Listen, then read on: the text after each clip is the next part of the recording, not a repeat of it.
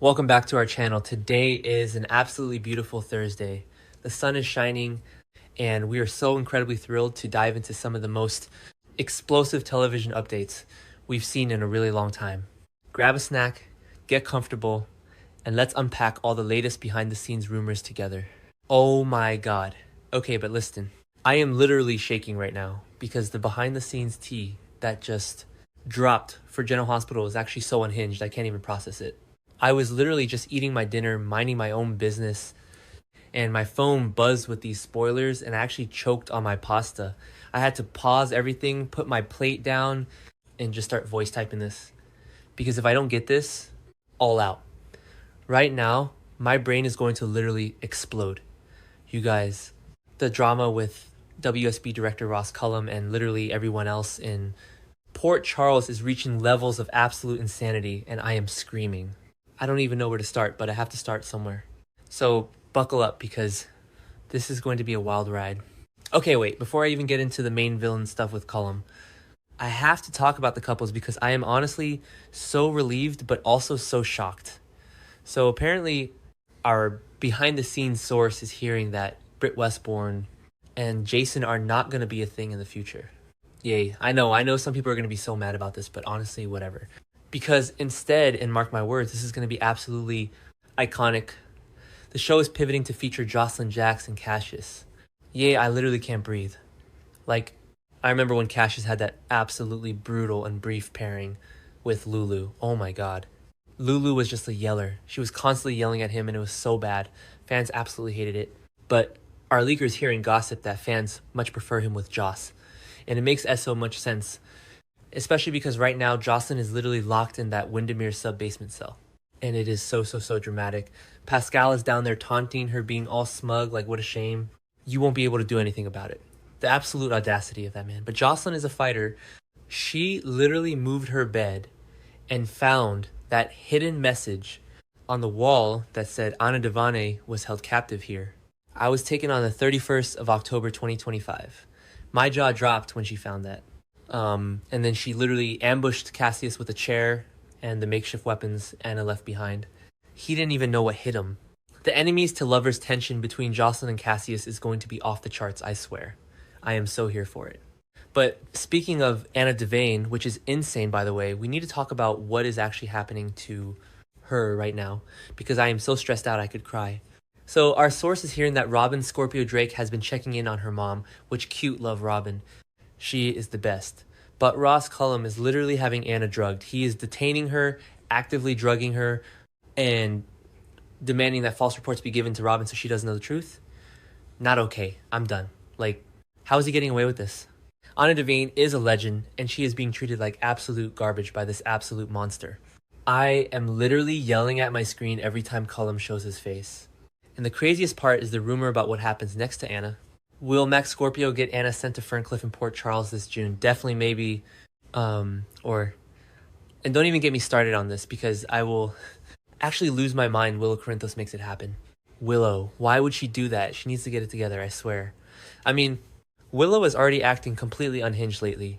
She's secretly keeping Drew Kane locked in and paralyzed. And she just broke down in tears in front of Harrison Chase, crying about how she doesn't want to be married to Drew anymore, and confessing she is guilty of so much. Chase was literally just comforting her, completely unaware of her crimes. If Willow is the one who gets Anna sent to a literal asylum like Ferncliff, I am going to riot. She is spiraling so fast. Oh, wait. I forgot to mention earlier, but once Anna is finally back in Port Charles, assuming she ever gets out of this drug-induced nightmare, the tribute to Robert Scorpio can finally take place.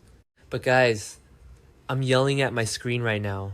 Our source has heard that the funeral takes place off-screen this summer. Off-screen. For Robert Scorpio.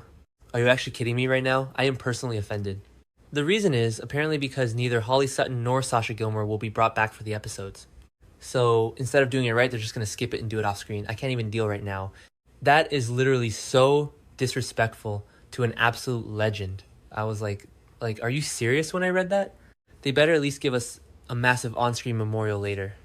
Okay, where was I? Right, so back to Cullum, the monster himself.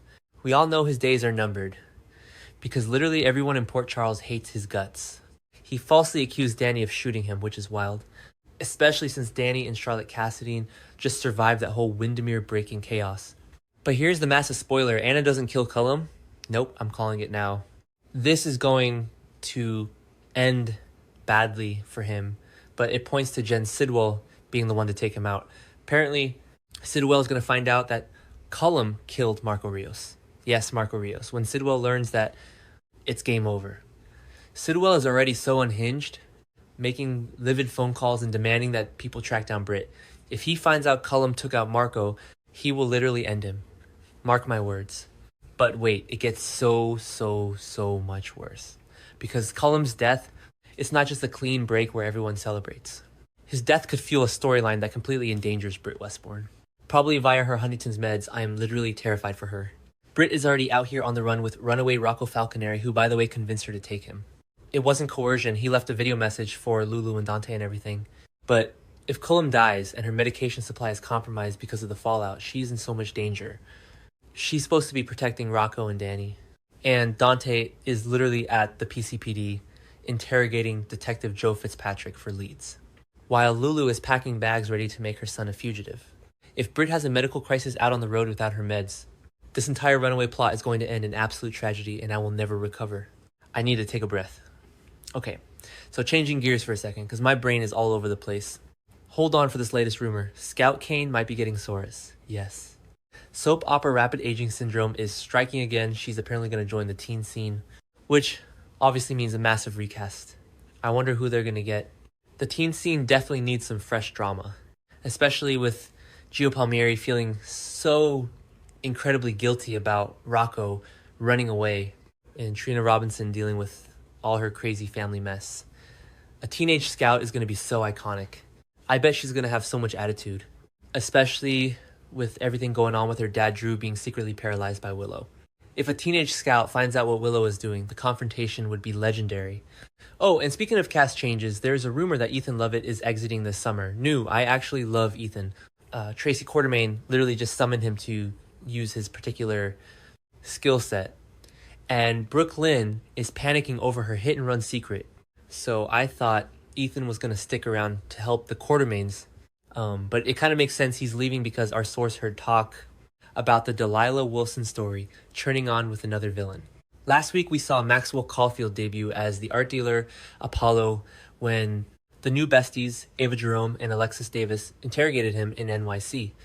They were at that Manhattan gallery featuring Kyoko, the Japanese artist tied to Delilah's strange tattoo. And Apollo was radiating such shady vibes. Ava and Alexis are playing detective, and it's probably going to bring so much danger to Port Charles, which explains why Ethan might have to flee.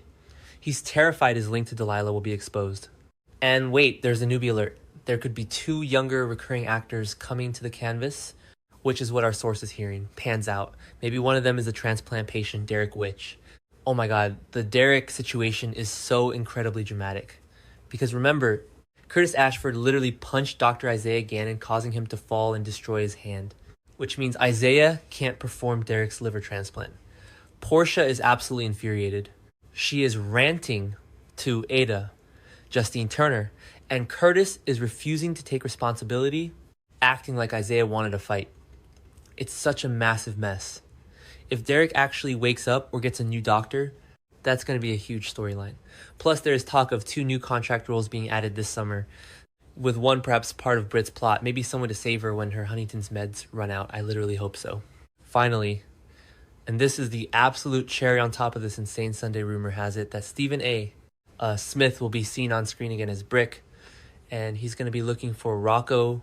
Sonny Corinthos is already warning Dante and Lulu that he can take out Cullum, and now he's bringing Brick in to track down Rocco and Britt before Cullum's people find them. And speaking of legal and tracking drama, Michael E. Knight is back as Martin Gray. Do you think if Martin returns, it's as Curtis's lawyer? Because honestly, Curtis is going to need one so bad. ADA Justine Turner is moving forward with prosecuting him for felony assault and battery against Isaiah. Curtis was just telling Michael Corinthos that he could end up in serious legal trouble. So Martin Gray swooping in with his southern drawl to save Curtis from prison makes perfect sense. I am so ready for it. Wait, did I already say that whatever... Anyway, I also have to quickly mention Nina and Jack Brennan because I am obsessed. Nina literally held Brennan down while he was injected with that locked-in medication. And his hand jerked and she gasped, but then she decided not to give him the second dose. She went to Turning Woods and told him she is his only way out and wants to smuggle him out, so Cullum stops dosing him. They are totally going to team up against Sidwell and Cullum, and I am sensing a surprise romance brewing.